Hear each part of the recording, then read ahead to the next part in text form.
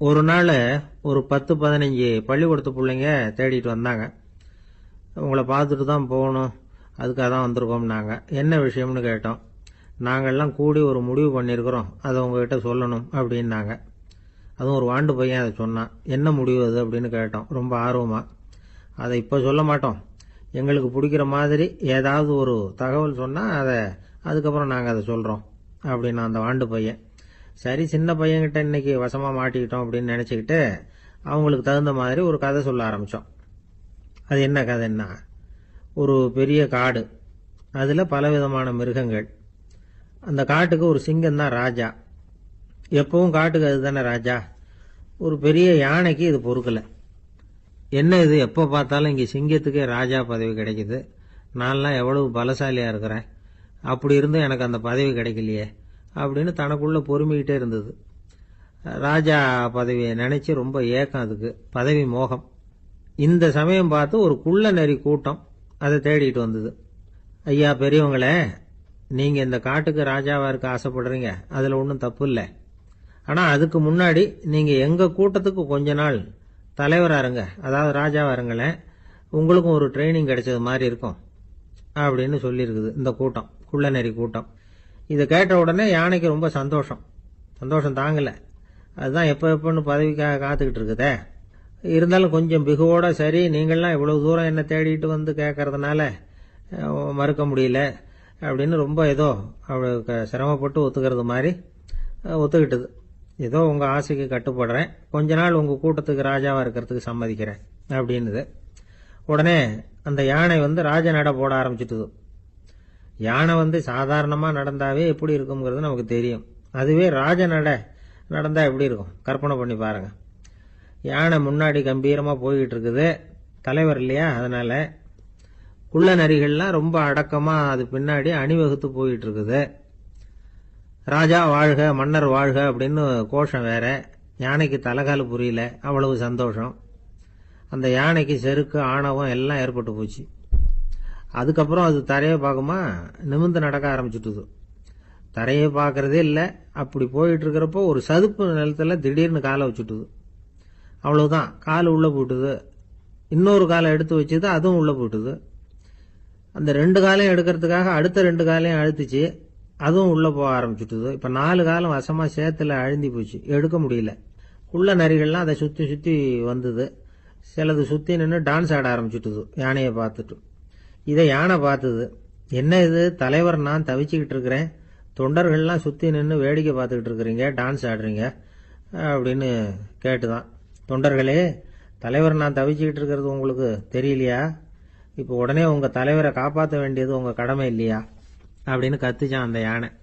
குள்ள நரிகளில் ஒன்று முன்னாடி நின்று அந்த யானையை பார்த்து தான், தலைவரே எங்களுக்கு ரொம்ப நாளாக ஒரு ஆசை, அந்த ஆசையை நிறைவேற்றிக்கிறதுக்காகத்தான் உங்களை எங்கள் தலைவராக ஏற்றுக்கிறோம்னு சொன்னோம் அப்படின்னு தான். என்ன ஆசைன்னு கேட்டிருக்கு யானை.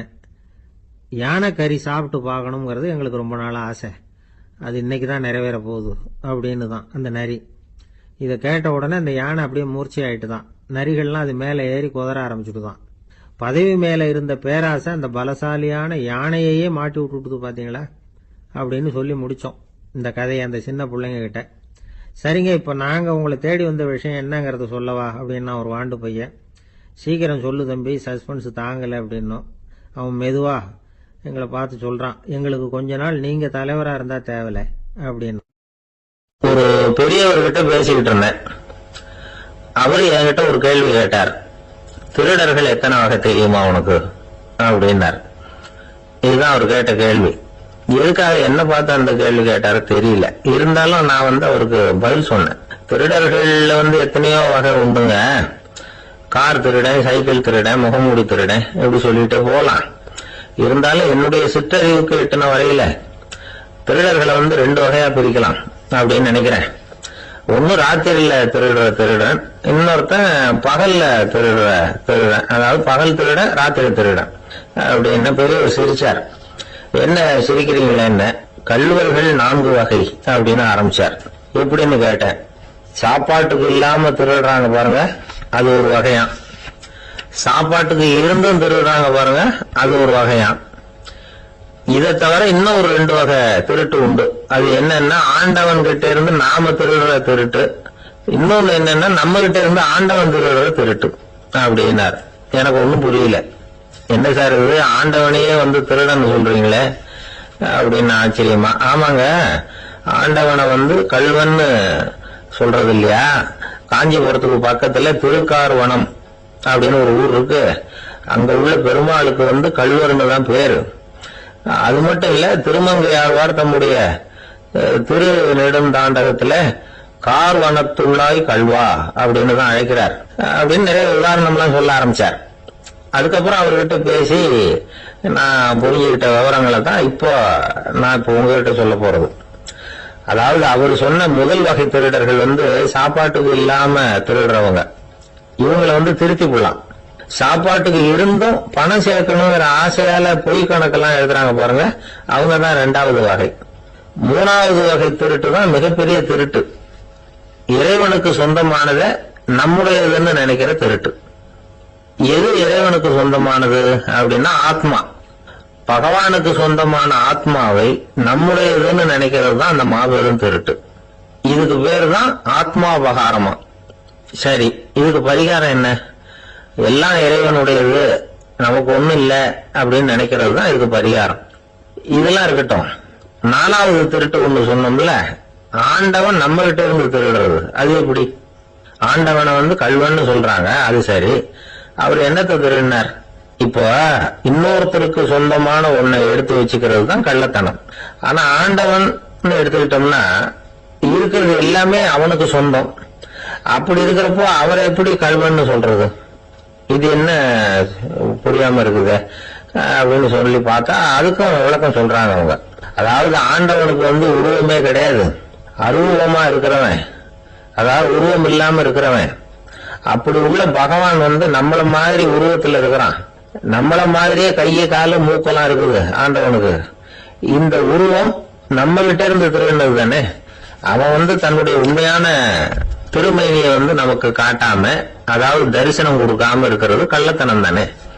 அதனால்தான் இதுவும் ஒரு பெரிய திருட்டு, இருக்கிறதுலயே மிகப்பெரிய திருட்டு அப்படிங்கிறார். என்கிட்ட பேசிக்கிட்டு இருந்தாரு, இந்த விஷயம்லாம் சொல்லிட்டு இருந்தாரு அந்த பெரியவர். அதாவது திருட்ட ஆன்மீக நோகத்துல அவர் பாக்குறார். நம்ம பார்வையில இதை விட அபூர்வமான திருட்டுலாம் இங்க உண்டு. அபூர்வமான திருடர்களும் உண்டு. ஒரு திருடன் சிறையிலிருந்து விடுதலையாகி வெளியில போனான். கொஞ்ச நாள்ல மறுபடியும் திரும்பி ஜெயிலுக்கு வந்துட்டான்.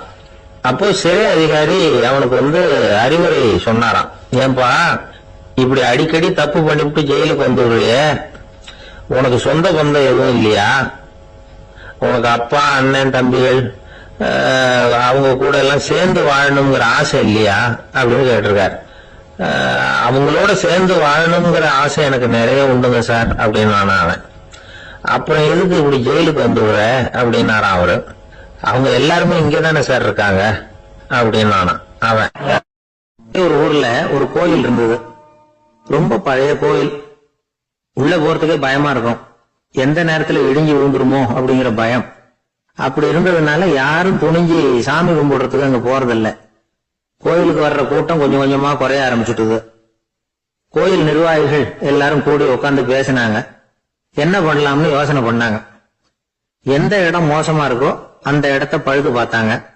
அங்க எங்க வர்ணத்தை பூசி கொஞ்சம் அழகுபடுத்தி பார்த்தாங்க. ஏதோ இந்த ஊர்ல கோயில்னு ஒண்ணு இருக்கு, அது மக்களுக்கு தெரியணும் அப்படிங்கறதுக்காகத்தான் இப்பெல்லாம் பண்ணாங்க. இருந்தாலும் கோவில் இருக்கிற நிலைமை மக்களுக்கு தெரியும், அதனால அங்க வர்றது குறைச்சிக்கிட்டாங்க அவங்க. ஒரு கட்டத்துல யாருமே வர்றதில்ல, நிலைமை அந்த அளவுக்கு ஆயிட்டுது. மறுபடியும் கோவில் நிர்வாகிகள் கூட்டம் நடந்தது. இந்த கூட்டம் கூட கோயிலுக்கு உள்ள நடக்கல, இடிஞ்சு வந்துருவோங்கிற பயம். அதனால வெளியில தான் உட்காந்து கூட்டத்தை நடத்தினாங்க. ஏன்னா உள்ள போறதுக்கு அவங்களுக்கும் துணிச்சல் கிடையாது, எந்த நேரமும் விழுந்துரும் போல இருந்தது. அது வழியா போறவங்க கூட வேகமா அந்த இடத்தை கடந்து போக ஆரம்பிச்சுட்டாங்க. கோவில் நிர்வாகிகள் வெளியில உட்கார்ந்து கூட்டம் போட்டாங்க இல்லையா, அந்த கூட்டத்துல 4 தீர்மானங்களை நிறைவேற்றினாங்க. அது என்ன 4 தீர்மானம்னா, முதல் தீர்மானம், இந்த கோவிலை இடிப்பது அப்படிங்கிற முடிவை இந்த கமிட்டி மிகவும் வருத்தத்துடன் ஏற்றுக்கொள்ளுகிறது அப்படின்னு நிறைவேற்றினாங்க. இதுக்கு பதிலா இன்னொரு கோவிலை உடனடியாக கட்டி முடிச்சுடணுங்கிறது 2வது தீர்மானம். 3வது தீர்மானம் என்ன தெரியுமா, பழைய கோவிலின் கதவுகள், அதிலிருந்து பிரிச்சு எடுக்கிற செங்கல், இதையே புது கோவில் கட்டுவதற்கு பயன்படுத்திக் கொள்ள வேண்டியது. பழைய கோவில் இருந்த மாதிரியே அதே வடிவத்துல புது கோவிலையும் கட்ட வேண்டியது. பழைய கோவிலின் அஸ்திவாரத்தை அப்படியே வச்சுக்கிட்டு அதுக்கு மேல நாம கோயிலை கட்டிக்க வேண்டியது. இதுதான் 3வது தீர்மானம். இதையும் கமிட்டி முழு மனசோட ஏத்துக்கிட்டது. இது வரைக்கும் சரி. இப்ப அந்த கமிட்டி 4வதா ஒரு முக்கியமான தீர்மானத்தை கொண்டுகிட்டு வந்து அதையும் ஏகமனதா நிறைவேற்றி விட்டது. அது என்ன தீர்மானம்னா, புதிய கோவில் கட்டி முடிக்கிற வரைக்கும் பழைய கோவிலை இடிக்கிறதில்லை அப்படிங்கிற தீர்மானம். எப்படி இருக்குது பாருங்க. இது பழசை இடிக்காத வரையில அதே இடத்துல புதுசா எப்படி கட்ட முடியும்? பல விஷயங்கள்ல நாம நடந்துகிற முறையும் இப்படிதான் இருக்குதான். வாழ்க்கையில முன்னேறணும்னு ஆசைப்படுவோம். அதே நேரத்துல அந்த முன்னேற்றத்துக்கு எது தடையா இருக்கோ அதை விட்டு விடுறதுக்கும் மனசு வராது. வெளிநாட்டுல ஒரு பெரிய விருந்து நடந்துகிட்டு இருந்துதான். எல்லாரும் மது கோப்பையும் கையுமா அலைஞ்சுகிட்டு இருக்கிறாங்க. ஒருத்தர் மட்டும் கையில எதுவும் இல்லாம ரொம்ப நல்ல பிள்ளையா சாதுவா ஒரு ஓரமா தனியா உட்கார்ந்து இருக்கிறார். அவர்கிட்ட நெருங்கி வாங்க மது சாப்பிடலாம் அப்படின்னு கூப்பிட்டாங்களாம். என்ன வற்புறுத்தாதீங்க, நான் என் மனசுக்குள்ள உறுதியா தீர்மானம் பண்ணிவிட்டேன் அப்படின்னாராம். என்ன தீர்மானம் பண்ணிருக்கீங்க அப்படின்னு கேட்டிருக்காங்க. ஏற்கனவே முழு போதையில் இருக்கும் பொழுது மறுபடியும் மது கோப்பையை தொடரதில்லை அப்படின்னு தீர்மானம் பண்ணிருக்கேன் அப்படின்னாராம். ரொம்ப பேருக்கு கூட்டத்துல பேசுறதுன்னா பயம். நமக்கு ஒன்னும் தெரியாதுன்னு மத்தவங்க நினைச்சிடக்கூடாதுங்கிற எண்ணம் தான் இதுக்கு காரணம். ரொம்ப முக்கியமான ஒரு கூட்டம்னா பயம் அதிகமா இருக்கும். முக்கியமானவங்க எல்லாம் வருவாங்களே, அவங்க எல்லாம் நம்மளை பத்தி மட்டமா நினைச்சிருவாங்களே அப்படிங்கிற பயம் வந்துடும். ஆனா மேடை பேச்சுங்கிறது அவ்வளவு கடினமான ஒரு காரியம் இல்லைங்கிறாங்க அது சம்பந்தமான நிபுணர்கள். யாரும் பேச்சாளர் ஆகலாம், இது ஒன்றும் பெரிய கிஃப்ட் கிடையாது அப்படின்னு அவங்க சொல்றாங்க. நீங்க ஒரு சிறந்த பேச்சாளர் ஆகணுமா அப்படின்னா அதுக்குன்னு சில ஆலோசனைகளை சொல்லி வச்சிருக்கிறாங்க அனுபவசாலிகள். முதல் ஆலோசனை என்னன்னா, உங்க பேச்சு எளிமையா இருக்கணும். ஏதாவது ஒரு கருத்து அல்லது 2 கருத்து சொன்னா போதும். 20 அல்லது 30 கருத்துக்களை சொல்லிட்டே போகக்கூடாது. 2வது ஆலோசனை, நீங்க என்ன பேச போறீங்கிறது முதல்ல உங்களுக்கு நல்லா புரியணும். அதுக்கப்புறம் தான் அதை அடுத்தவங்களுக்கு புரிய வைக்க முடியும். எப்படி ஆரம்பிக்க போறோம், எந்த கருத்தை முக்கியமா வலியுறுத்த போறோம், எப்படி முடிக்க போறோம் அப்படிங்கறத முதல்ல நல்லா சிந்திச்சு மனசுல வச்சுக்கணும். கடைசியா என்ன சொல்றீங்களோ அதுதான் கேட்கறவங்க மனசுல நிக்கும். 3வது ஆலோசனை என்னன்னா, உங்க பேச்சு சுருக்கமா இருக்கணும். ஒரு 15 நிமிஷம் பேசுறது ரொம்ப பொருத்தம். மணிக்கணக்கில் பேசிக்கிட்டு இருக்கிறது நல்லதில்லை. 4வது ஆலோசனை, நீங்க பேசுறது உண்மையா இருக்கணும். உங்களுக்கு உண்மையான அனுபவங்கள் இருக்கும், அதை சொல்லலாம். உங்களுடைய உண்மையான அனுபவங்களை மற்றவங்களோட பகிர்ந்துக்கணும், அதுதான் முக்கியம். 5வது ஆலோசனை, ஆரம்பத்துல கொஞ்ச நேரம் உங்களை பத்தியும் எதிரில் உள்ளவங்களை பத்தியும் சம்பந்தப்படுத்தி ஏதாவது பேசி ஒரு நெருக்கத்தை ஏற்படுத்திக்கணும்.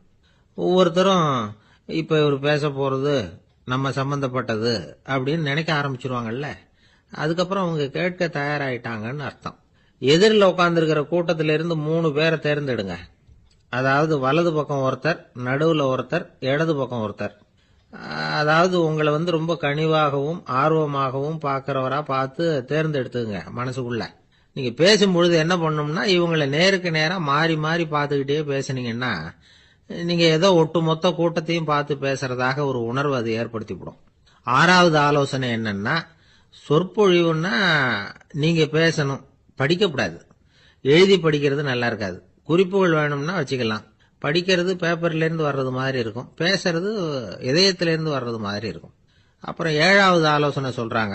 அது என்னன்னா, மேடையில ஏறி நின்ன உடனே இயல்பா மூச்சை இழுத்து விட்டுங்க, இயல்பு நிலைக்கு வாங்க, அதுக்கப்புறம் இயல்பா பேச ஆரம்பிக்கலாம் அப்படிங்கிறாங்க.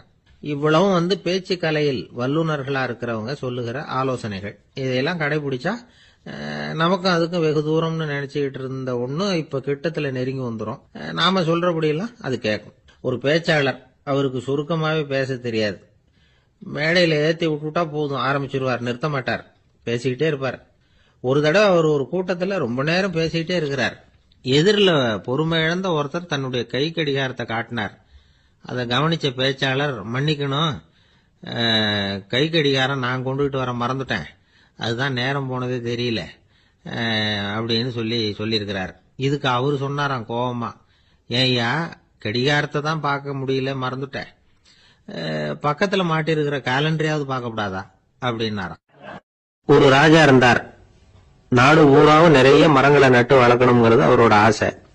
தானே அதுக்கு முன்மாதிரியா இருக்கணும்னு நினைச்சார். அரண்மனையை சுத்தி மரங்களை நட்டு வளர்த்தார். இத பார்த்துட்டு ஜனங்களும் அவங்கவுங்க வீட்டை சுத்தி மரக்கன்றுகளை நட்டு வளர்த்தாங்க. கொஞ்ச காலத்துல ஊரு பூரா பசுமையா மாறிச்சு. எல்லாருக்கும் சந்தோஷமா இருந்தது.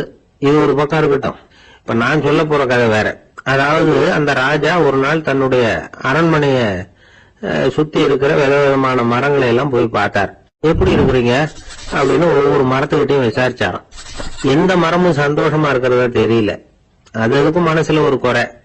முதல்ல ஆலமரத்துக்கிட்ட போனார். அது சொல்லிச்சு, மண்ணா நான் நல்லா பெருசா வளர்ந்துருக்கிறேன், அடர்த்தியா இருக்கிறேன், கிளையெல்லாம் 4 பக்கமும் நல்லா படர்ந்துதான் இருக்குது, இருந்தாலும் எந்த பிரயோஜனமும் இருக்கிறதா தெரியல எனக்கு. என்னுடைய பழம்லாம் ரொம்ப சின்னதா இருக்குது, என் கண்ணுக்கு சரியா புறப்பட மாட்டேங்குது. நான் இருக்கிற சைஸுக்கு என்னுடைய கிளையில இருக்கிற பழம்லாம் எவ்வளவு பெருசா இருக்கணும், அது இத்தினோண்டு இருக்கிறது எனக்கு பெரிய அவமானமா இருக்கு. இப்படி இங்க நின்றுகிட்டு இருக்கிறதே ரொம்ப கூச்சமா இருக்கு. ஒரு நல்ல புயல் வந்ததுன்னா பேசாம சாஞ்சி விடலாமான்னு பாக்குறேன் அப்படின்னு புலம்புது ஆலமரம். சரி இருக்கட்டும்னு நினைச்சுக்கிட்டு ராஜா அடுத்தபடியா ஒரு அத்தி மரத்துக்கிட்ட போனார். அதுவும் புலம்ப ஆரம்பிச்சுட்டுது. நான் கூட பெரிய மரம் தான், இல்ல இலையெல்லாம் அழகா தான் இருக்குது, பழம் அழகா இருக்குது, இருந்தாலும் உள்ள விஷயம் இல்லையே, அத்தி பழத்தை புட்டு பார்த்தா அத்தனையும் சொத்த அப்படின்னு பழமொழியே உண்டாயிட்டுத. இப்படி ஒரு கெட்ட பேரோட நான் இருக்கணுமா அப்படின்னு புலம்புது அது. சரி இது இருக்கட்டும் அப்படின்னு சொல்லி அடுத்தபடியா வேப்ப மரத்துக்கிட்ட போனார். அது தன்னுடைய வேதனையை வெளியிட்டது. எனக்கு எவ்வளவோ மருத்துவ குணங்கள்லாம் இருக்கிறதா சொல்லிக்கிறாங்க, இருந்தாலும் என்ன பிரயோஜனம், என்னுடைய பழத்தை மனிதர்கள் யாரும் விரும்பி சாப்பிடுறது இல்லையே அப்படின்னது. ராஜா அடுத்தாப்புல இருந்து ஒரு பனை மரத்துக்கிட்ட போனார். நான் நல்லா உயரமா தான் வளர்ந்துருக்கிறேன், மற்ற மரங்கள்லாம் என்ன வந்து அண்ணாந்துதான் பாக்கணும், இருந்தாலும் என்கிட்ட நிழலுக்காக யாரும் வந்து ஒழுங்குறது இல்லையே அப்படின்னது. என்ன இது எல்லா மரமும் இப்படி திருப்தி இல்லாம இருந்துகிட்டு இருக்குதே அப்படின்னு நினைச்சுக்கிட்டே ராஜா அடுத்தபடியா அங்க இருந்த ஒரு பைன் மரத்துக்கிட்ட போனார். அழகா உயரமா பசுமையா தான் இருந்தது, ஆனா பழமோ பூவோ கிடையாது. அதை நினைச்சு அது வருத்தப்பட்டுக்கிட்டு இருக்குது. ஓக் மரம் அது நின்றுட்டு இருந்தது. அது என்ன சொல்லிச்சுன்னா, இலையுதிர் காலத்துல என் மேல இருக்கிற எல்லா இலைகளும் உதிர்ந்து போடுது, முடி கொட்டின மனிதர்கள் மாதிரி மொட்டையா நான் நிக்க வேண்டி இருக்குது, என்ன வாழ்க்கை இது அப்படின்னு சொல்லி அழுத்துக்கிட்டது.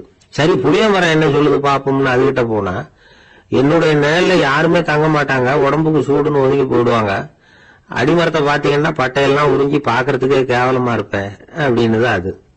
முருங்கை மரம் என்ன சொல்லிச்சு தெரியுமா, என்னுடைய இலை காயெல்லாம் சாப்பிடுறவங்களுக்கு சத்து கொடுக்கறது வாசம் தான், ஆனா என் உடம்புல சத்தே கிடையாது, கொஞ்சம் வேகமா காத்து அடிச்சதுன்னா முறிஞ்சு விழுந்துடுறேன், என்ன வாழ்க்கை இது அப்படின்னு சொல்லி அது வருத்தப்பட்டது.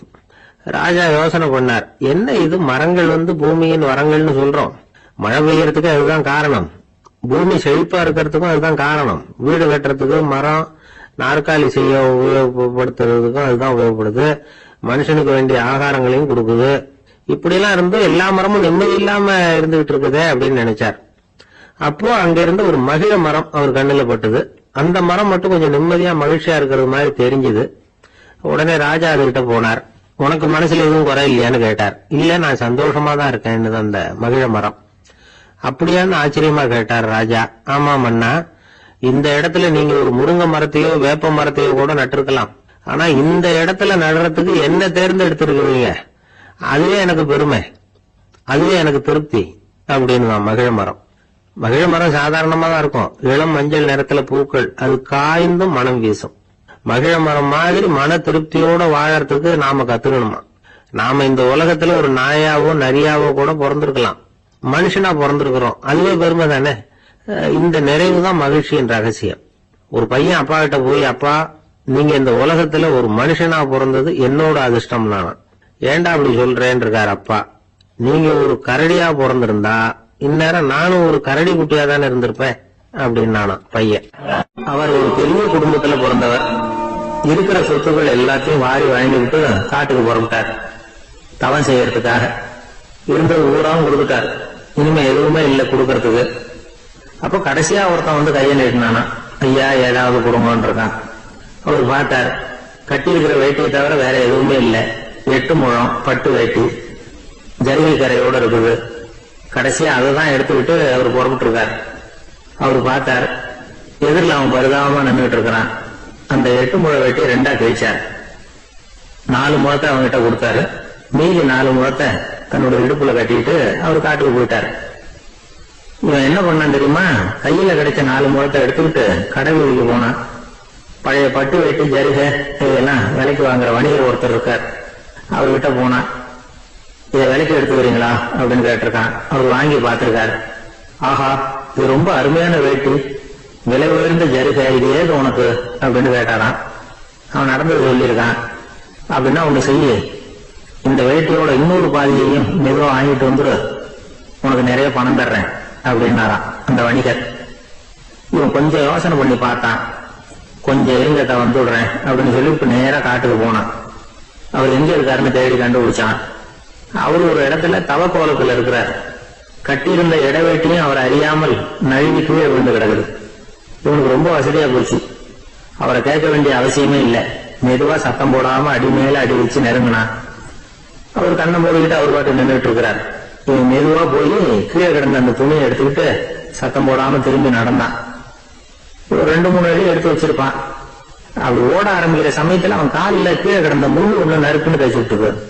வலி தாங்க முடியாம அம்மான்னு கத்திருக்கான். இந்த சத்தத்தினால கண்ணை மூடி நின்றுட்டு இருந்த அவரோட தவம் கலைஞ்சது.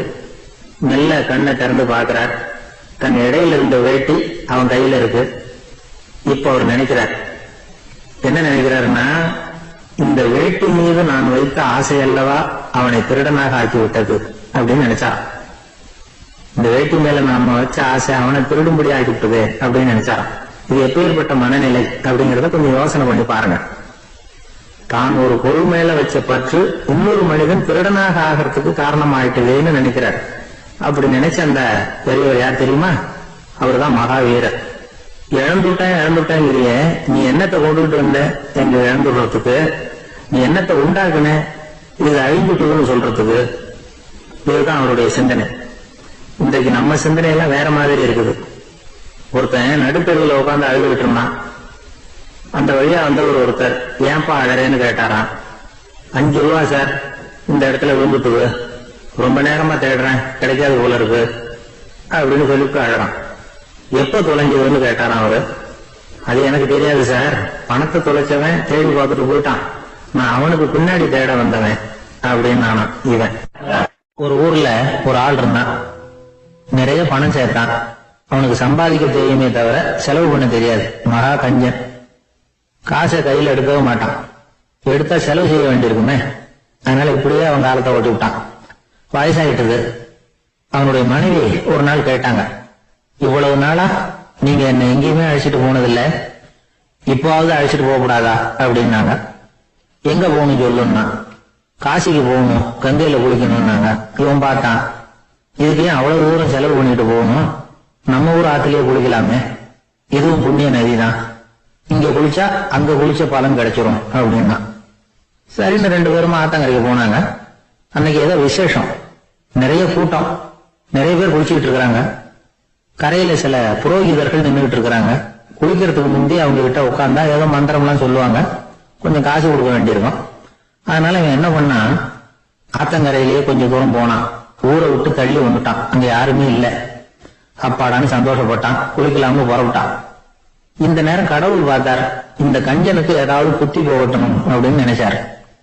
உடனே ஒரு புரோகிதர் மாதிரி உருவத்தை மாத்திக்கிட்டு அந்த ஆள் முன்னாடி வந்து நின்னார். அவனுக்கு அதிர்ச்சி.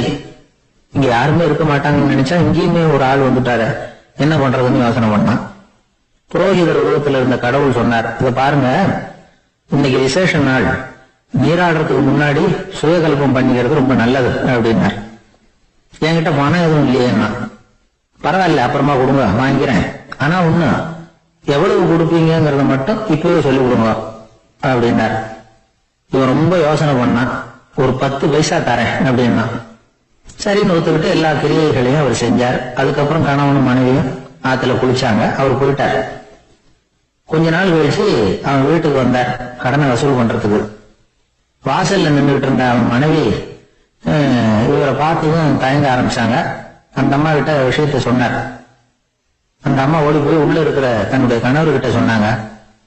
அவன் யோசனை பண்ணான், இப்ப வெளியில போனா அவனுக்கு 10 காசு கொடுக்க வேண்டியிருக்கும், அதனால எனக்கு காய்ச்சல்னு அந்த ஆளுகிட்ட சொல்லிவிடு, இன்னொரு சந்தர்ப்பத்துல என்ன வந்து பார்க்க சொல்லு அப்படின்னா.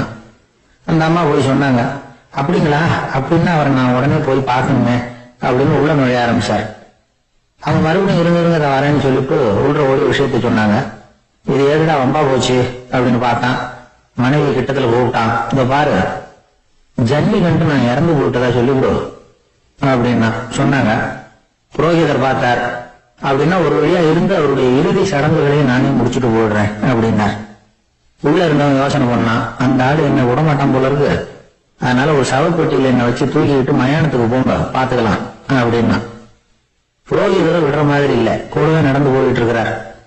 அங்க இறக்கி சடங்குகளை முடிச்சுட்டு தீ வைக்கிற நேரம் பொட்டுக்குள்ள இருந்த நம்மால அலறி அடிச்சுட்டு வெளியில ஓடி வந்தான். புரோகிதர் உருவத்தில் இருந்த கடவுள் சிரிச்சார், தன்னுடைய சுய உருவத்தை காட்டினார். அதுக்கப்புறம் அவனை கூப்பிட்டு, இத பார்ப்பா, ஏன் இப்படி அல்லாடுற, ஏதாவது வரம் வேணும்னா கேள்வித்தாரேன் அப்படின்னார். அவன் யோசனை பண்ணான். பகவானே, ஒரே ஒரு வரம் தான் உங்ககிட்ட கேட்கணும்னா. என்ன வேணும் கேளுன்னார். அந்த 10 பைசா தட்சணையை தள்ளுபடி பண்ணா போதும் அப்படின்னா. கடவுளும் சரின்னு சொல்லிட்டு போயிட்டார்.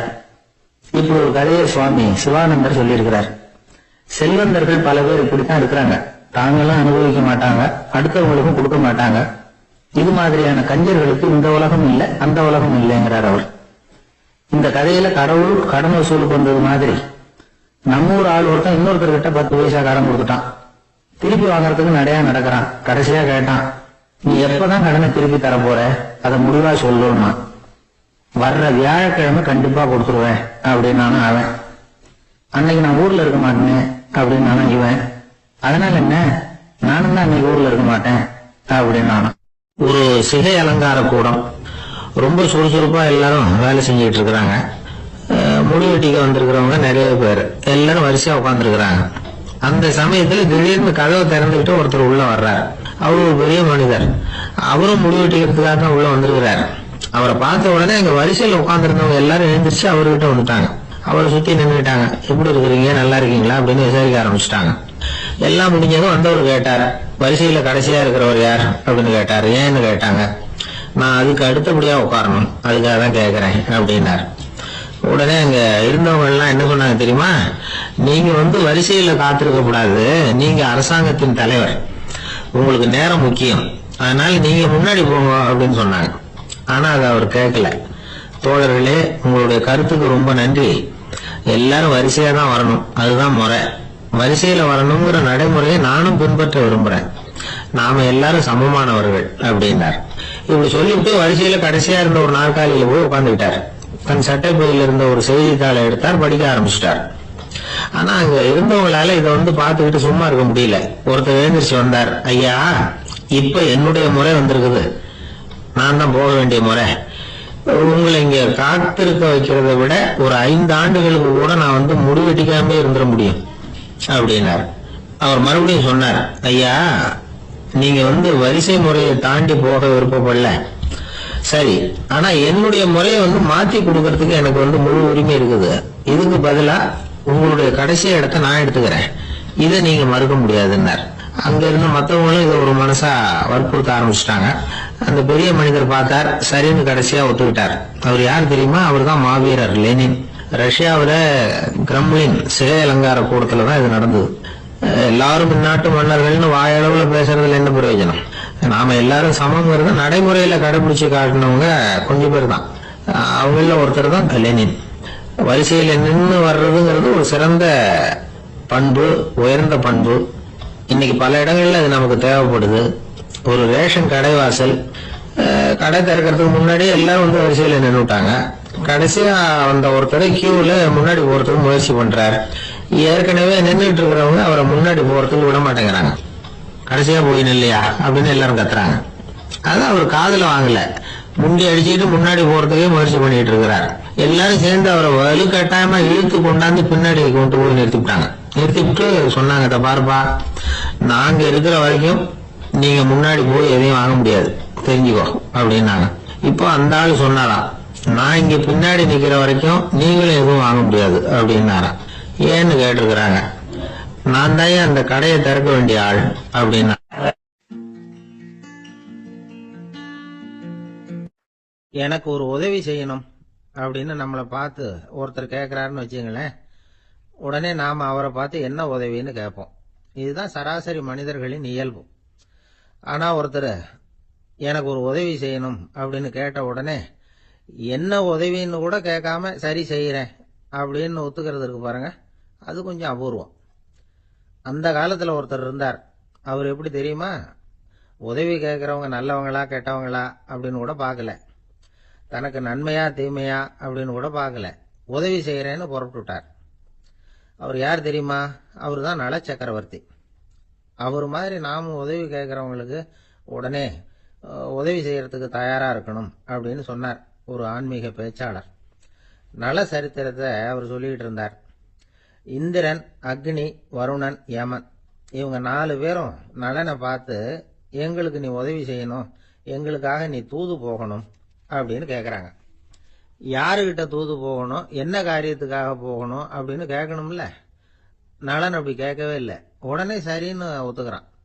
அதுக்கப்புறம் அவங்க விவரம் சொல்றாங்க, என்ன உதவி, யாருக்கிட்ட தூது போகணும் அப்படிங்கிற விவரத்தை சொல்றாங்க. நலனுக்கும் அப்புறம்தான் புரியுது, எந்த தமயந்தியை இவன் காதலிச்சானோ, எந்த தமயந்தின் சுயம்பரத்துக்காக இவன் போய்கிட்டு இருக்கிறானோ அந்த தமயந்தியை பார்த்து தங்களுக்காக அவகிட்ட வாதாடணும், பேசணும், தங்களில் ஒருத்தரை கல்யாணம் பண்ணிக்கும்படியா கேட்கணும் அப்படின்னு அவங்க 4 பேரும் நலன்கிட்ட கேட்குறாங்க. இதை கேட்டதும் நலன் கொஞ்சம் கூட முகம் சுளிக்கல, பதட்டப்படலை, நேரா தமயந்தி கிட்ட போறான். இந்திரன், அக்னி, வருணன், யமன் இவங்களோட சிறப்புகளை எடுத்து சொல்றான். இவங்களில் ஒருத்தரை கல்யாணம் பண்ணிக்கலாம் அப்படின்னு சொல்லி கேட்டுக்கிறான். ஆனா இதுக்கு தமயந்தி சம்மதிக்கல. சுயம்வரம் நடக்குது, அவ நலனை தேர்ந்தெடுக்கிறா.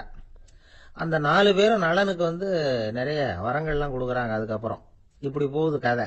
இதுல நாம கவனிக்க வேண்டியது என்னன்னா, உதவின்னு கேட்ட உடனே என்ன உதவின்னு கேட்காம சரி செய்யறேன்னு சொன்னான் பாருங்க, அதை கொஞ்சம் சிந்திக்கணும். செய்யறேன்னு ஒத்துக்கிட்டதுக்கு அப்புறம் அது என்ன உதவின்னு தெரிஞ்சும் முகம் சுளிக்காம அதை செஞ்சான் பாருங்க, அதையும் கொஞ்சம் சிந்திக்கணும்.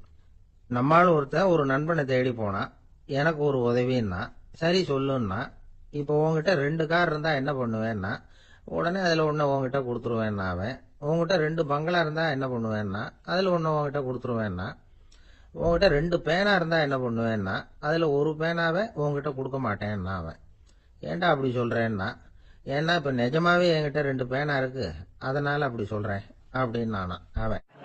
தானத்துல சிறந்தது எது அப்படின்னு ஒரு கேள்வியை கேட்டு, தானத்துல சிறந்தது நிதானம் அப்படின்னு அதுக்கு ஒரு பதிலும் சொல்றவங்க உண்டு. நிதானம் ரொம்ப அவசியம், அதுவும் இன்றைய உலகத்துக்கு ரொம்ப அவசியம். இன்னைக்கு உலகம் ரொம்ப பரபரப்பா போயிட்டு இருக்குது. பொறுமையா இருக்கணும்னு நினைக்கிறவங்களால கூட அப்படி இருக்க முடியறதில்ல. பொறுமையை சோதிக்கிறது மாதிரி பல சம்பவங்கள், அதையெல்லாம் சந்திச்சே தீர வேண்டி இருக்குது. எங்க போனாலும் கியூல நிக்க வேண்டி இருக்குது, எங்க போனாலும் காத்துக்கிட்டு இருக்க வேண்டியிருக்கு.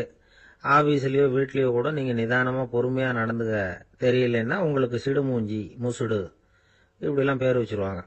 அது உங்களுக்கு தேவையா? சரி, வாழ்க்கையில பொறுமைசாலின்னு பேர் வாங்கறதுக்கு என்ன வழி? முதல் பாயிண்ட், நீங்க நினைக்கிறது, எதிர்பார்க்கறது, செய்யறது எல்லாமே 100% கரெக்டா நடக்கணும்னு ஆசைப்படக்கூடாது.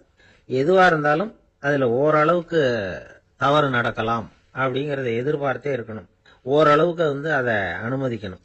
ஒரு நண்பரை 6 மணிக்கு ஒரு இடத்துக்கு வர சொல்லி இருக்கிறீங்க, 6 மணிக்கு அவர் வரல, உடனே பொறுமை இழந்து நடந்துக்க கூடாது. ஒரு 10 நிமிஷம் டிலே ஆகலாம். ஒரு வர்ற வழியில பஸ்ஸு கூட ஏதாவது டிராபிக்ல மாட்டியிருக்கலாம். அதெல்லாம் எதிர்பார்த்தே கொஞ்சம் காத்திருக்கிறதுல ஒன்றும் தப்பு இல்லை. சில சமயம் டிலே ஆகிறது கூட நல்லதா முடியும். ஒரு பஸ்ஸை தவற விட்டுட்டு, ஐயோ கொஞ்சம் ஒரு 2 நிமிஷம் முன்னாடி வந்திருந்தா பிடிச்சிருக்கலாமே அப்படின்னு தவிச்சுக்கிட்டு இருப்பாங்க சில பேர். அடுத்தபடியா வர்ற பஸ் நேரடியா நீங்க போக வேண்டிய இடத்துக்கே கொண்டு போய் விடுற பஸ்ஸா கூட இருக்கலாம். அது உங்களுக்கு முன்னாடி தெரியாதுல்ல. சில நெருக்கடியான சூழ்நிலைகளை தமாஷா எடுத்துக்கிறதுக்கு பழகிக்கணும். சில இடங்களுக்கு போறப்ப காத்திருக்கிறதுக்கு நம்ம மனசை தயார்படுத்திக்கிட்டே போகணும். ஒரு ரயிலுக்கோ பஸ்ஸுக்கோ அல்லது விமானத்துக்கோ கப்பல் பிரயாணத்துக்கோ போறப்போ அங்க போய் நீங்க மணிக்கணக்கில் கூட காத்துக்கிட்டு தான் இருக்கணும். புறப்படுற நேரம் கூட மாறலாம்.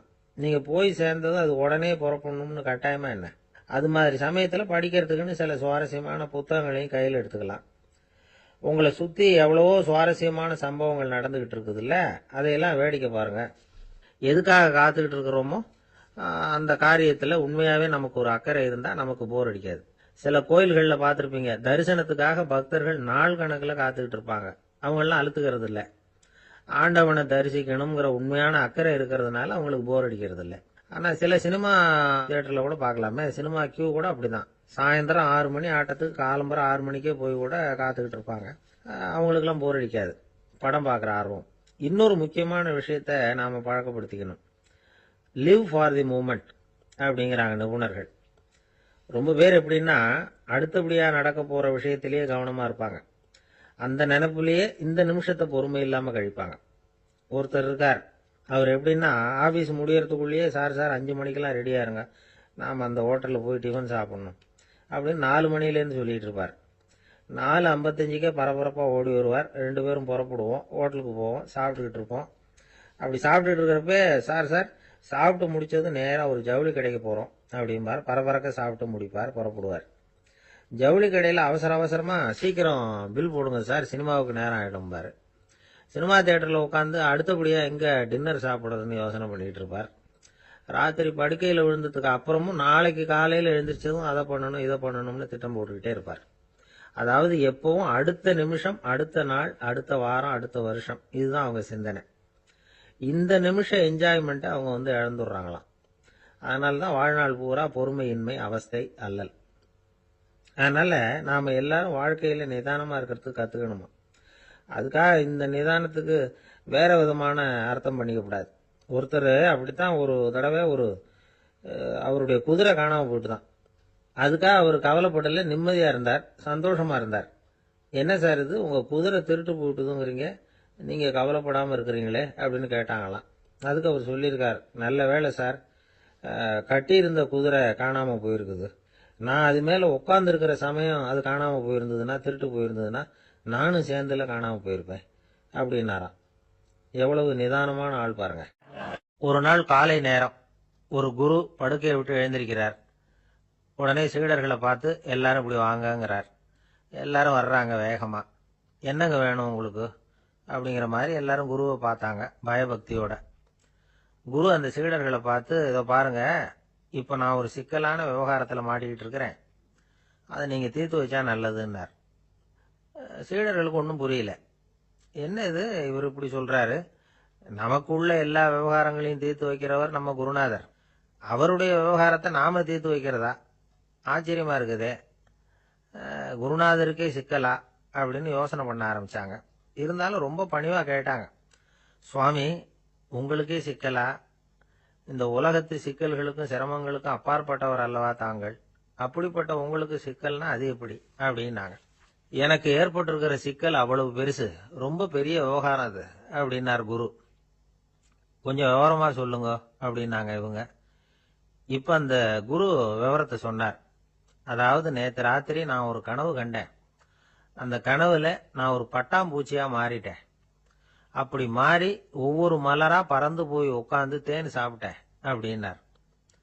சீடர்கள் இதை கேட்டதும் ரொம்ப தகைச்சு போயிட்டாங்க. என்ன இது ஒரு பெரிய பிரச்சனையா, ஒரு சாதாரண கனவு கண்டதுக்காகவா இந்த காலை வேளையில நம்மளையெல்லாம் குருநாதர் இவ்வளவு அவசரமா கூப்பிட்டுருக்கார் அப்படின்னு நினைச்சாங்க. இருந்தாலும் கேட்டாங்க, இதுல என்ன சிக்கல் சுவாமி, கனவுங்கிறது எல்லாருக்கும் வரத்தானே செய்யும் அப்படின்னார் ஒரு சீடர். சீடர்களே, பிரச்சனை அது இல்லை. நான் இன்னைக்கு காலையில கண்ணு முழிச்சு பார்த்தப்போ நான் நானாக மறுபடியும் மாறிட்டேங்கிறத தெரிஞ்சுக்கிட்டேன். இதுல சிக்கல் என்னன்னா, இப்ப அந்த பட்டாம்பூச்சி தான் நானா ஆயிட்டதாக கனவு கண்டுகிட்டு இருக்கா அப்படிங்கிறது தான். ஒரு மனுஷன் பட்டாம்பூச்சி ஆகிறதாக கனவு காண முடியுங்கிறப்போ அந்த பட்டாம்பூச்சியும் மனுஷனா ஆகிறதாக கனவு காண முடியும் இல்லையா.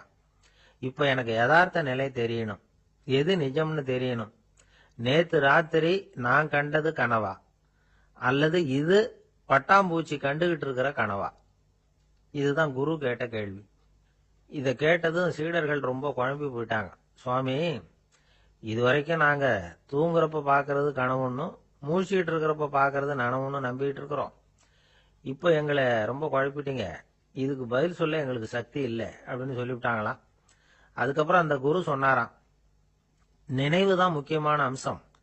முடிவு கட்டம்னா பகலின் நினைவுகளை விட இரவின் கனவுகளே ரொம்ப உண்மை. ஒருத்தன் தூங்க போனா தூங்கிக்கிட்டே இருந்தா அவன் காணும் கனவு பொய்ங்கிறத அவன் உணர மாட்டான். ஒவ்வொரு கனவும் காணும் பொழுது அது ரொம்ப உண்மையா தான் தெரியுது. ஒரு கனவு கூட உண்மை இல்லைன்னு கனவுல தோன்றுவதே இல்லை அப்படின்னார் குரு. அகில வாழ்வு அத்தனையும் சொற்பனம் கண்டாய் அப்படிங்கிறார் தாயுமானவர்.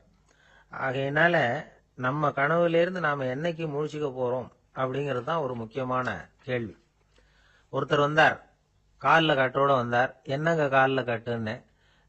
சார், நேற்று ராத்திரி தூக்கத்துல எங்க வீட்டு கூரையில ஏணியை சாத்தி வச்சு இறங்கினப்போ வழுக்கி விழுந்து காலை உடைச்சுக்கிட்டேன்னார். உங்க வீட்டுல தான் ஏணியே கிடையாது சார் அப்படின்னு. உண்மைதான் சார், நான் கீழே விழுந்து முழிச்சுக்கிட்டதுக்கு அப்புறம் தானே ஏணி இல்லைங்கிறது எனக்கு ஞாபகம் வந்தது அப்படின்னார். எனக்கு அதிர்ஷ்டமே இல்லை சார் அப்படின்னார் ஒருத்தர். ஏன் அப்படி சொல்றீங்கன்னு கேட்டோம். வியாபாரம் பண்ணலாம்னு ஒரு கடை வச்சேன். வேண்டிய போட்டவங்க கூட என் கடையில வந்து எதுவும் வாங்க மாட்டேங்கிறான். எல்லாரும் அடுத்த கடைக்கு தான் போறான் அப்படின்னு சொல்லி ரொம்ப அழுத்துக்கிட்டார். இதுக்கு போய் அதிர்ஷ்டம் இல்லைன்னு சொல்லாதீங்க. வாடிக்கையாளர்களை வந்து கவர்றது எப்படிங்கிறது உங்களுக்கு தெரியல, அதுதான் குறை அப்படின்னும்.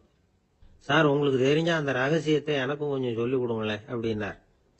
சரி, உங்க காதை இப்படி கொடுங்க அப்படின்னு சொல்லி அது சம்பந்தமா பெரிய வல்லுநர்கள் சொல்லி இருக்கிற கருத்துக்களை அவர்கிட்ட சொல்ல ஆரம்பிச்சோம். அதாவது இந்த வாடிக்கையாளர்களை கவர்றதுக்கு வல்லுநர்கள் பல ஆலோசனைகளை ஏற்கனவே சொல்லி வச்சிருக்கிறாங்க. அது சம்பந்தமா அனுபவப்பட்டவங்க, அதை தெரிஞ்சு வச்சுக்கணும். அதாவது கடை வச்சிருக்கிறவங்க எல்லாரும் இதை கொஞ்சம் காதுல வாங்கி வச்சுக்கணும். எதை இப்ப சொல்ல போறத. எப்பவும் பணத்தை சம்பாதிக்கிறதுலயே குறியா இருக்கக்கூடாதான். அதை விட முக்கியமா நீங்க சம்பாதிக்க வேண்டியது வாடிக்கையாளர்களுடைய மன நிறைவு. வர்றவங்க திருப்தியோட போகணும், அது முக்கியம். அதுல கவனமா இருக்கணும். கடைக்கு வர்ற ஒருத்தர் ஏதாவது ஒரு குறை சொல்றாருன்னு வச்சுங்க, அதை வந்து அலட்சியப்படுத்தக்கூடாது. ரொம்ப அக்கறையோட அதை காது கொடுத்து கேட்கணும். அப்படியா சார், அதை நான் அவசியம் கவனிக்கிறேன் அப்படின்னு சொல்லணும். ஒருத்தர் வரார், சார் நேத்திக்கு உங்க கடையில இதை நான் வாங்கிட்டு போனேன், வீட்டுல இது வேணான்னு சொல்லிவிட்டாங்க, திருப்பி கொடுக்கறதுக்காக தான் வந்திருக்கிறேன் அப்படின்னு சொல்லி திருப்பி கொடுக்கறார். உடனே நீங்க வந்து முகம் சுளிக்க கூடாது, எரிச்சல் படக்கூடாது. வழக்கம் போல நிதானமா முகம் மலர்ச்சியோட அதை திருப்பி வாங்கிக்கணும். இவ்வளவு ரூபாய்க்கு சாமான் வாங்கினா இந்த ஸ்பூன் அன்பளிப்பு, இப்படி ஏதாவது கொடுக்கலாம். பண்டிகை காலங்கள்லயும் பொருள்கள் வாங்குறவங்களுக்கு இப்படி ஏதாவது பொருத்தமா ஒரு அன்பளிப்பு கொடுக்கலாம். நீங்க கொடுக்கறது ஒரு சர்வசாதாரணமான பொருளா இருந்தா கூட அது வாங்குற ஒரு மனசுல ஒரு மகிழ்ச்சியை ஏற்படுத்தும். எதுவும் உங்களால கொடுக்க முடியலன்னா உங்க முகம் நிறைஞ்ச சிரிப்பையாவது கொடுங்க, அது போதும். உங்க கடையில் இல்லாத ஒரு பொருளை வாடிக்கையாளர் வந்து கேட்கிறார், உடனே இல்லைன்னு முகத்தில் அடிச்சது மாதிரி சொல்லிடக்கூடாது. கொஞ்சம் உட்காருங்க சார் அப்படின்னு சொல்லி உங்க பணியாளர் யாரையாவது அனுப்பி வெளியில இருந்து வாங்கிட்டு வர சொல்லி அவர்கிட்ட கொடுக்கலாம். சில பேர் உங்க கடைக்கு வரும்பொழுது அவங்க வீட்டு குழந்தைகளையும் கூப்பிட்டுக்கிட்டு வர்றாங்கன்னு வைங்க. நீங்க என்ன செய்யணும்னா அந்த குழந்தைகளை முதல்ல கவனிக்கணும். அது கண்ணத்தை கிள்ளணும், அதுகிட்ட விளையாடணும், அதுக்கு ஏதாவது மிட்டாய் பிஸ்கட் எதையாவது கொடுத்து அது கவனத்தை கவரணும். அதுக்கப்புறம் பெரியவங்களை கவனிக்கலாம். உங்க கடையில வேலை செய்யற பணியாளர்கள் சுத்தமா இருக்கணும், சிரிச்ச முகம், சுறுசுறுப்பு, இது ரெண்டும் அவங்களுக்கு தேவை. அழுது வடிஞ்சிக்கிட்டு இருக்கக்கூடாது. அப்புறம் இன்னொரு விஷயம், அதிகமா பொருள் வாங்குற ஒருத்தர்கிட்ட அதிக மரியாதையாகவும் குறைச்சலா பொருள் வாங்குறவர்கிட்ட வேற விதமாகவும் நடந்துக்க கூடாது. எல்லாருக்கிட்டையும் சமமா நடந்துக்கணும். 5 ரூபாய்க்கு வாங்கினாலும் சரி, 500 ரூபாய்க்கு வாங்கினாலும் சரி, அவங்க கிட்ட நீங்க காட்டுற மரியாதையில வித்தியாசம் இருக்கக்கூடாது. எல்லாத்துக்கும் மேல உங்க கடையில ஒரு பொருள் வாங்கினா அது உண்மையானதா இருக்கும், தரமுள்ளதா இருக்கும் அப்படிங்கிற நினைப்பு ஜனங்களுக்கு வரணும். அதனால தரமான பொருளையே நீங்க வந்து உங்க கடையில வச்சிருக்கணும். இது வரைக்கும் நான் சொன்னதையெல்லாம் கவனத்துல வச்சுக்கிட்டு நீங்க கடையை ஆரம்பிச்சீங்கன்னா வியாபாரம் பிச்சுக்கிட்டு போகும். அப்படி போகலன்னா அதுக்கப்புறம் கேளுங்க. ஏன்னா இந்த யோசனைகள்லாம் அனுபவப்பட்டவங்க சொல்லியிருக்கிற யோசனைகள். இந்த யோசனைகள்ல நீங்க எச்சரிக்கையா இருக்க வேண்டிய ஒரு விஷயம் உண்டு. அது என்னங்கிறதையும் தெரிஞ்சு வச்சுக்கிறது நல்லது. என்னுடைய நண்பர் ஒருத்தர் வந்தார். சார், உங்க யோசனையை கேட்டதுனால நான் ஒரு அறை வாங்கினதுதான் மிச்சம்னார். என்ன ஆச்சுன்னு கேட்டேன். எங்க கடைக்கு ஒரு பெரிய அம்மா குழந்தைய தூக்கிட்டு வந்தாங்க சார். உங்க யோசனைப்படி அந்த குழந்தையோட கண்ணத்தை கிள்ளணும்னு முயற்சி பண்ணினேன். திடீர்னு அந்த நேரம் பார்த்து அந்த குழந்தை தலையை குனிஞ்சுக்கிட்டுது. என் கை வந்து குழந்தையோட கண்ணத்துக்கு பதிலா அது தூக்கிட்டு வந்தவங்க கண்ணத்தை கிள்ளி விட்டுது. அதுதான் அப்படி ஆயிட்டுது அப்படின்னார் கண்ணத்தை தடவிக்கிட்டே. ஒரு நண்பர் சினிமா படம் தயாரிக்கிறவர், அவர்கிட்ட ஒரு நாள் பேசிக்கிட்டு இருந்தேன். அது எப்படி சார், நீங்க எடுக்கிற எந்த படமும் கையை கடிக்காத அளவுக்கு எடுத்துடுறீங்களே, அது எப்படின்னு கேட்டேன். அது ஒன்றும் பெரிய விஷயம் இல்லை சார். பெண்களுக்குன்னு சில உருக்கமான காட்சிகள், இளைஞர்களுக்குன்னு சில நடனங்கள், அடிதடி காட்சிகள், அப்புறம் வயசானவங்களுக்குன்னு சில ஆன்மீக காட்சிகள், சின்ன பிள்ளைங்களுக்கு சிரிப்பு, இப்படி எல்லாமும் சேர்த்து நான் படம் எடுக்கிறேன். மசாலா படம்னு பேரு. இது ரொம்ப பெருசா இல்லைன்னாலும் ஓரளவுக்கு சுமாரா ஓடிரும், கையை கடிக்காது அப்படின்னார். இது ஒரு உத்தி. சில பத்திரிகை ஆசிரியர்களும் இந்த உத்தியை கையாளுறது உண்டு. இந்த உத்திக்கு பார்னம் உத்தி அப்படின்னு பேரு. பார்னம் எஃபெக்ட் அப்படின்னு சொல்லுவாங்க. அதாவது ஃபீனியஸ் டி பார்னம் அப்படின்னு ஒருத்தர் அமெரிக்காவில் இருந்தாராம். அதாவது 19ஆம் நூற்றாண்டுல அமெரிக்காவில் கொடிகட்டி பறந்த ஒரு சர்க்கஸ் நிறுவனத்தின் அதிபர் அவர். இந்த உலகத்துல ஒவ்வொரு நிமிஷமும் ஒரு ஏமாளி பறந்துகிட்டே இருக்கிறான் அப்படிங்கிறது அவருடைய சித்தாந்தம். ஒவ்வொருத்தரையும் திருப்திப்படுத்துற அளவுக்கு அம்சங்களை கொஞ்சம் கொஞ்சமா கலந்து கேளிக்கை நிகழ்ச்சிகளை நடத்தினதுதான் அவருடைய மகத்தான வெற்றிக்கு காரணம். அதனால அந்த உத்தியை யாரு கடைபிடிச்சாலும் சரி, அதுக்கு பார்னம் உத்தி அப்படின்னு பேர் வந்துட்டுது. ஜோசியம் சொல்றவங்களுக்கும் இந்த உத்தி தான் கை கொடுக்குது. ஒரு விஷயத்த ஒருத்தருடைய கோள் நிலைகள் அல்லது கையெழுத்து நிரூபிக்கிறதாக அவர்கிட்ட சொன்னா அதை அவர் நம்பிவிடுவார். ஆனா அந்த விஷயம் நல்லதா இருக்கணும், நேர்மையானதா இருக்கணும், அதாவது பாசிட்டிவா இருக்கணும். 8ஆம் இடத்துல குரு, 9ஆம் இடத்துல சனி, நீங்க ஒரு பெரிய மேதை தான் அப்படின்னு சொல்லுவாங்க. கேட்கறவங்களுக்கு அதை மறுக்கிறதுக்கு மனசு வராது. அப்படி சொல்லும் பொழுது கூடவே என்ன கொஞ்சம் முன்கோபம் அதிகமா இருக்கும், இருந்தாலும் அது உடனே மறைஞ்சிரும் அப்படின்னு சில அற்ப விஷயங்களையும் சொன்னாலும் அதையும் சரிதான்னு சொல்லி ஒத்துக்குவாங்க. ஆளுமையை எடை போடுகிற ஒரு நிறுவப்பட்ட உத்தியின் மூலமாக தன்னுடைய குணாதிசயங்கள் கண்டுபிடிக்கப்பட்டதாக அவர் நம்புறதுதான் இதுக்கு காரணம். இந்த மாசம் பணத்தட்டுப்பாடு கொஞ்சம் இருக்கும், உடம்புல ஏதாவது கொஞ்சம் அசௌகரியம் இருக்கும், வீட்டுக்குள்ள லேசா மனஸ்தாபம் வரலாம், இது மாதிரி பொதுப்படையா சிலதை சொன்னாலே போதும், மக்களை நம்ப வச்சுடலாம். இதெல்லாம் நமக்கு மட்டும்தான் ஏற்படுது அப்படின்னு சொல்லி அவங்க நினைக்கிறது தான் காரணம். இதுதான் பார்னம் உத்திங்கிறது. மனிதர்கள் பாராட்டுகளை விரும்புறதும் விமர்சனங்களை வெறுக்கிறதும் பார்னம் உத்தியின் அடுத்த கூறு. அதனால ஒருத்தருக்கு ஜோசியம் சொன்னாலும் சரி, அவருடைய ஆளுமையை மதிப்பிடுறதாக இருந்தாலும் சரி, அவரை புகழற மாதிரி இருந்தாலும் சரி, அப்படி இருந்தாதான் அது சரியா இருக்கும். சாதகமான விஷயங்களை அதிகமாகவும் பாதகமான விஷயங்களை நாசூக்காவும் சொன்னா மக்கள் அதை நம்பிடுவாங்க. ஒருத்தரை கருமின்னு சொன்னா ஏத்துக்க மாட்டார். அதையே கொஞ்சம் மாத்தி நீங்க கொஞ்சம் சிக்கனமான ஆசாமி அப்படின்னு சொன்னா நீங்க சொல்றது சரிதான் சார் அப்படிம்பார். நீங்க பெரிய செலவாளி தான், இருந்தாலும் நல்ல விஷயங்களுக்கு தான் செலவழிப்பீங்க அப்படின்னு சொல்லணும். இப்படி இந்த பார்னம் உத்தியை கடைபிடிச்சு இன்னைக்கு வெற்றிகரமா காலம் தள்ளுறவங்க நிறைய பேர் இருக்கிறாங்க. இந்த உலகத்துல ஒவ்வொரு நிமிஷமும் ஒரு ஏமாளி பறந்துகிட்டே இருக்கிறான் அப்படிங்கிறது தான் ஃபீனியஸ் பார்னம் அவர்களுடைய நம்பிக்கை. அதை விட அடுத்தவங்களை ஏமாளியா நினைக்கிற மனுஷர்கள் தான் இன்னைக்கு உலகத்துல ரொம்ப அதிகம். ஒருத்தர் தன்னுடைய மேல் அதிகாரிகிட்ட போய், ஐயா ஒரு நாள் லீவு வேணும், என் தங்கச்சிக்கு கல்யாணம் அப்படின்னார். அவரு பார்த்தார், ஒரு 10 நிமிஷம் வெளியில இருங்கன்னார். 10 நிமிஷம் கழிச்சு கூப்பிட்டார், இத பாருங்க, நீங்க சொல்றது பொய். இப்போ உங்க தங்கச்சிக்கு போன் பண்ணேன், அவங்க தனக்கு 2 வருஷத்துக்கு முன்னாடியே கல்யாணம் ஆயிட்டதாக சொல்றாங்க அப்படின்னார். உடனே இவரு சொன்னார், சார் இப்போ நீங்க சொல்றதும் பொய்யாதான் இருக்கணும், ஏன்னா நிஜமா எனக்கு ஒரு தங்கச்சியே கிடையாது அப்படின்னார். கப்பல் கடல்ல போயிட்டு இருக்கு. புயல், சூறாவளி, அலையெல்லாம் பெருசு பெருசா ரொம்ப உயரமா உண்டாகுது. கடுமையான காற்றிலேயும் வேகமான அலைகள்லேயும் சிக்கி அந்த கப்பல் தடுமாறுது. திசை மாறி போச்சு. எந்த பக்கம் போயிட்டு இருக்கிறோம்னே தெரியல. அந்த கப்பலை செலுத்திக்கிட்டு இருந்த மாலுமி ரொம்ப சாமர்த்தியமா செயல்பட்டார். தன்னுடைய அறிவாற்றலையும் திறமையையும் முழுமையா பயன்படுத்தினார். அந்த கப்பலை கட்டுப்படுத்தினார். மெதுவா அந்த சூறாவளியிலிருந்து கப்பலை காப்பாத்தி கரைக்கு கொண்டுட்டு சேர்த்துட்டார். மாலுமின்னு ஒருத்தர் இருந்ததுனால அந்த மரக்கலம் காப்பாற்றப்பட்டது. மாலுமின்னு ஒருத்தர் இல்லைன்னு வச்சுக்குங்க, அந்த கப்பலோட கதி என்னவா இருக்கும் யோசிச்சு பாருங்க. ஒரு கோபக்காரனுடைய நிலைமையும் அப்படித்தானா.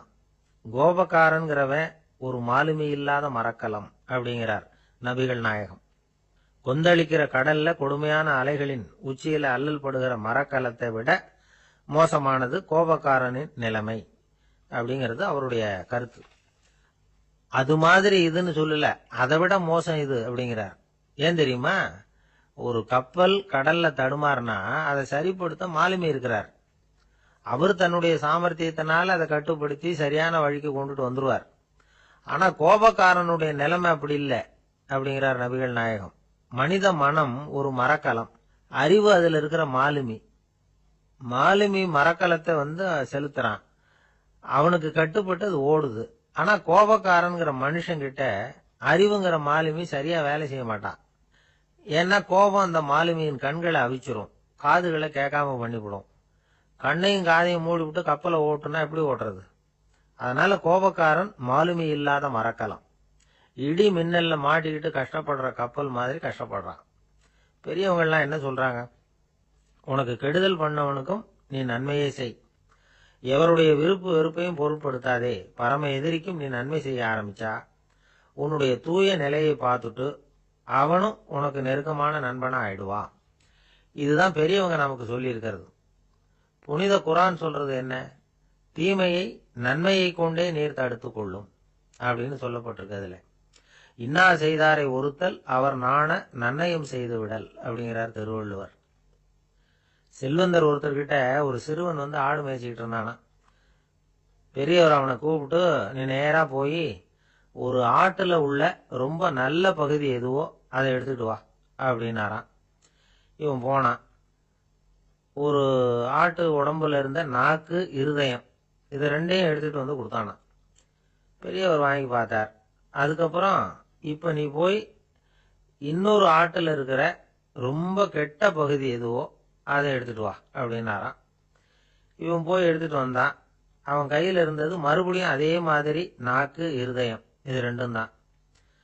என்னது இப்பவும் அதையே கொண்டுட்டு வந்திருக்கிற அப்படின்னாராம் பெரியவர். இவன் சொன்னானா, ஒரு உடம்புல உள்ள ரொம்ப நல்ல பொருளும் இதுதான், ரொம்ப கெட்ட பொருளும் இதுதான் அப்படின்னானா. இளம் வயசுல இப்படி பதில் சொன்னவர் தான் பேரறிஞர் லுக்மானுல் ஹக்கீம் அவர்கள். கோபப்படாம இருந்தா இது ரெண்டும் நல்லா வேலை செய்யும், கோபப்பட்டா இது ரெண்டும் மோசமா வேலை செய்யும். அதை புரிஞ்சுக்கிறதுக்காகத்தான் இன்னைக்கு இந்த தகவல். கோபம் வந்துட்டா நாம என்ன செய்யறோங்கிறது நமக்கே தெரியாது. ஒருத்தர் டாக்டர் கிட்ட போனார் அவசரமா. டாக்டர், எனக்கு இப்ப கடுமையான கோப வெறி, எனக்கு கண்ணு மண்ணு ஒன்னும் புரியல, உடனடியாக அதை கட்டுப்படுத்தணும், உடனே இதுக்கு ஏதாவது ஒரு மாத்திரை கொடுங்க ப்ளீஸ் அப்படின்னார். அந்த டாக்டரும் உடனே ஒரு மாத்திரையை கொடுத்து, இதை உடனே போடுங்க, நான் தண்ணி கொண்டுட்டு வரேன்னு உள்ள போனார். தண்ணியோட திரும்பி வந்தார். இவரு சொன்னார், டாக்டர், நீங்க கொடுத்த மாத்திரை ரொம்ப பெருசா இருந்தது, இருந்தாலும் கஷ்டப்பட்டு முழுங்கிட்டேன்னார். டாக்டர் சந்தேகத்தோட மேசையை பாக்குறார். பார்த்தா மாத்திரை அங்கேயே இருக்குது, பேப்பர் வெயிட்ட காணல. சில பேர் ஆளை பார்த்தா 60 வயசு மாதிரி தோணும், உண்மையான வயசு என்னன்னு பார்த்தா 40 அல்லது 45. சில பேரை பார்க்கறதுக்கு 45 மாதிரி தெரியும், உண்மையிலேயே 65 தாண்டி இருப்பாங்க. ஒரு மனிதனுக்கு 2 வகையான வயது உண்டுங்கிறார் ஓஷோ. அதாவது உடம்புக்குன்னு ஒரு வயசு, மனசுக்குன்னு ஒரு வயசு. முதல் உலக மகாயுத்தம் நடந்தது இல்லையா, அது முடிஞ்சதுக்கு அப்புறம் முதல் தடவையா மனிதனின் மூளை வளர்ச்சியை பத்தி மனநல வைத்தியர்கள் ஒரு கணக்கெடுப்பு சோதனை நடத்தினாங்களாம். அது வரைக்கும் மனிதனுக்கு 2 வகையான வயது உண்டுன்னு யாரும் சிந்திச்சதே இல்லையா. அந்த உலக மகாயுத்தம் முடிஞ்சதுக்கு அப்புறம் மனிதனுடைய சராசரி மனதின் வயதை கணக்கிட்டு பார்க்கும் பொழுது அவங்களுக்குலாம் ரொம்ப அதிர்ச்சியா இருந்துதான். ஏன்னா அது ரொம்ப பின்தங்கிய நிலையில இருந்திருக்கு, வளர்ச்சி அடையாத நிலையில இருந்திருக்கு. அவங்க கண்டுபிடிச்ச பிரகாரம் அப்போ மனசோட சராசரி வயசு என்ன தெரியுமா? 14. அப்படின்னா பாத்துங்க, உடல் ரீதியா ஒருத்தரோட வயசு 70 கூட இருக்கலாம், ஆனா மனசோட வயசு 14 தான். இதுக்கு நேர்மாறா அமைஞ்சு போச்சுன்னு வச்சுங்க. அதாவது ஒருத்தருக்கு உண்மையிலேயே 14 வயசு, அதாவது உடலோட வயசு 14, அவரோட மனசின் வயசு 70ன்னு வச்சுக்கோங்க. இப்படி அமைஞ்சுட்டுதுன்னா அவர் சீக்கிரம் ஞானத்தன்மை அடைஞ்சிருவார் அப்படின்னு அர்த்தம். இப்ப நமக்கெல்லாம் உடம்போட வயசு மனசோட வயசு ரெண்டும் ஒன்னா இருந்துட்டா அதுவே போதும், அதுவே பெரிய விஷயம். இப்ப எமர்சன் கிட்ட போய் ஒருத்தர் கேட்டாராம், உங்க வயசு என்ன அப்படின்னு. அவர் உடனே பதில் சொல்லியிருக்கார், 360 வருஷம் அப்படின்னாராம். கேட்டவர் குழம்பி போயிட்டார். அவர் என்ன சொல்றாரு, 360 வயசா? என்ன நம்ம காதல தான் சரியா விழலையா? எமர்சன் எப்பவும் உண்மையை பேசுற ஒரு சிறந்த அறிவாளி, அவர் இப்படிலாம் பொய் சொல்ல மாட்டாரே அப்படின்னு ஒரு யோசனை பண்ணிட்டு இவர் மறுபடியும் அவர் கிட்ட போனாராம்.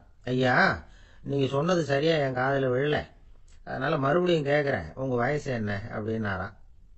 எமர்சன் மறுபடியும் சொல்லியிருக்கிறார், 360 வருஷம்னு. வந்தவருக்கு உண்மையிலேயே அதிர்ச்சியா போட்டுது.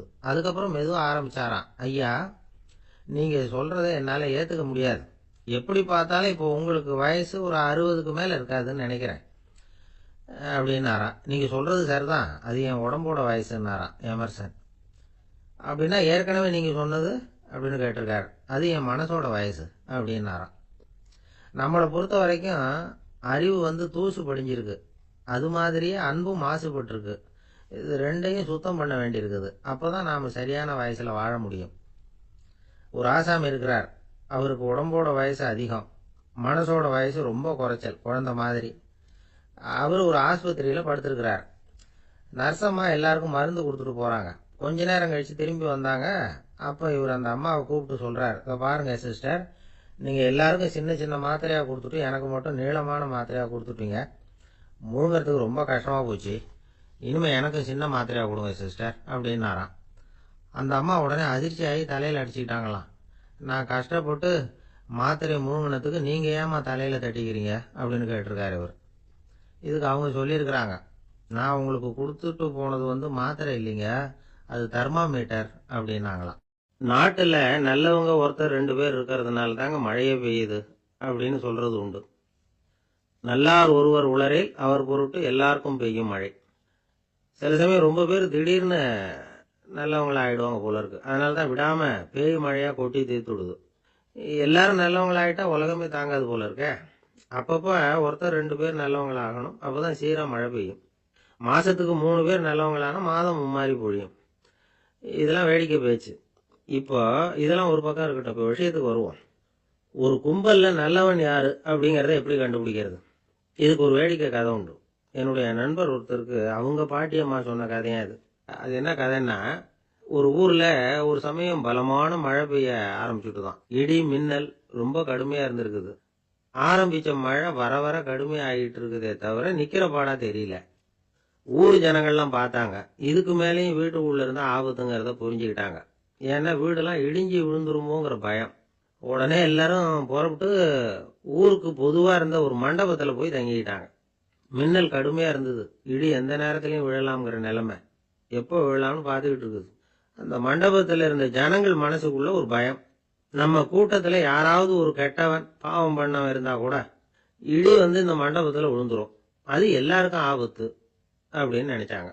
சரி, இதுக்கு என்ன பண்ணலாம் அப்படின்னு யோசனை பண்ணாங்க. அந்த கூட்டத்தில் ஒரு பெரியவர் இருந்தார். அவர் ஒரு யோசனை சொன்னார். இதோ பாருங்க, அதுக்கு ஒரு வழி இருக்கு. அதோ எதிர்த்தாப்புல கொஞ்சம் தூரத்தில் ஒரு உயரமா மரம் ஒன்று இருக்கு பாருங்க. பொதுவாக இடி சுலபமாக விழறது அது மாதிரி உயரமான மரத்துல தான். நம்ம கூட்டத்தில் இருக்கிறவங்க எல்லாரும் ஒவ்வொருத்தரா போய் அந்த மரத்தை தொட்டு விட்டு திரும்பி வந்துடணும். நம்மள பாவம் பண்ணவன் யாரோ அவன் அந்த மரத்தை தொடுற சமயத்தில் இடி விழுந்துரும், அவன் மட்டும் போயிடுவான், மண்டபத்தில் இருக்கிற நாமெல்லாம் பொழைச்சிக்கலாம் அப்படின்னு ஐடியா கொடுத்தாரு அந்த பெரியவர். இது நல்ல யோசனையாகப்பட்டது. எல்லாரும் ஒத்துக்கிட்டாங்க. ஒவ்வொருத்தரா போய் அந்த மரத்தை தொட்டு விட்டு திரும்பி வந்தாங்க. இடி எதுவும் விழல. இன்னமும் பாவம் பண்ண ஆசாமி அதை போய் தொடலை போல இருக்கு அப்படின்னு நினச்சிக்கிட்டாங்க. ஒவ்வொருத்தரா போகிறாங்க, எல்லாரும் போய் தொட்டு விட்டு வந்தாச்சு. இன்னும் ஒரே ஒரு ஆசாமி தான் பாக்கி. கடைசியாக இருந்த அந்த ஆள் பயந்துட்டான். இது வரைக்கும் இடி விழலைன்னா இப்போ என்ன அர்த்தம்? இப்போ நாம தான் பாக்கி, நாம தான் தப்பு பண்ண ஆள் போல இருக்கு அப்படின்னு நினச்சிட்டான். அதனால துணிச்சலாக போய் தொடுறதுக்கு பயந்தான், தயங்கிக்கிட்டே இருந்தான். இருந்தாலும் மற்றவங்கெல்லாம் சும்மா இருப்பாங்களா? கட்டாயப்படுத்தி கழுத்தை பிடிச்சி தள்ளாத குறையா அவனை தள்ளி விட்டாங்க, போய் தொட்டுட்டு வாடான்னு. அவன் நடுங்கிட்டே போய் அந்த மரத்தை தொட்டான். அதே வினாடி ஒரு பயங்கரமான மின்னல் இடி விழுந்துட்டுது. எங்க விழுந்தது தெரியுமா? அந்த ஆள் மேல இல்ல, மண்டபத்துல விழுந்தது. மண்டபத்துல இருந்தவங்க பூரா காலி. அந்த ஒரு ஆள் மட்டும் பொழைச்சிக்கிட்டான். இந்த ஒரு ஆளை காப்பாத்துறதுக்காக தான் இடி மண்டபத்துல விழாம இருந்திருக்குது. இதுதான் கதை. அதனால நல்லவங்க எப்படியும் தப்பிச்சுக்குவாங்க.